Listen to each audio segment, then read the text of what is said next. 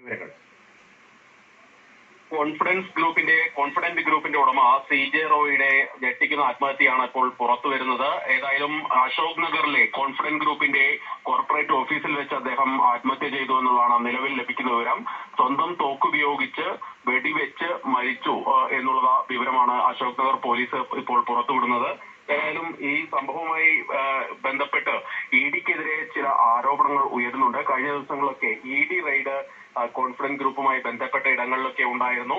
ഇതിൽ അദ്ദേഹം മാനസികമായി വല്ലാത്ത ബുദ്ധിമുട്ടിലായിരുന്നു തുടങ്ങിയ കാര്യങ്ങളൊക്കെ ഇപ്പോൾ പുറത്തു വരുന്നുണ്ട്. ഏതായാലും ഇത് സംബന്ധിച്ച് ഒരു വ്യക്തത ഇനിയും വരേണ്ടിയിരിക്കുന്നു.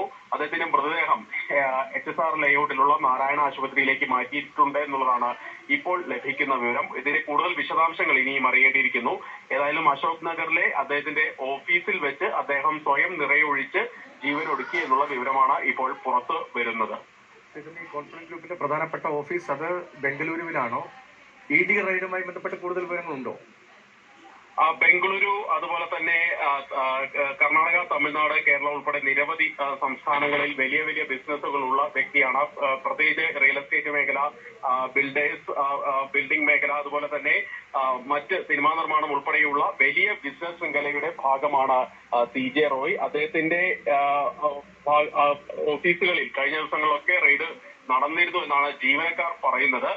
അദ്ദേഹത്തെ കസ്റ്റഡിയിലെടുക്കാനുള്ള ശ്രമങ്ങൾ ഉണ്ടായിരുന്നു തുടങ്ങിയ കാര്യങ്ങളൊക്കെ ഇനിയും പുറത്തു വരേണ്ടിയിരിക്കുന്നു. നിലവിലേതായാലും ലഭിക്കുന്ന വിവരങ്ങൾ അനുസരിച്ച് അദ്ദേഹം ഈ ഓഫീസിൽ വെച്ച് ജീവനൊടുക്കി, സ്വയം നിറയൊഴിച്ച് ജീവനൊടുക്കി എന്നുള്ള വിവരം മാത്രമാണ് ഇപ്പോൾ പുറത്തു വരുന്നത്.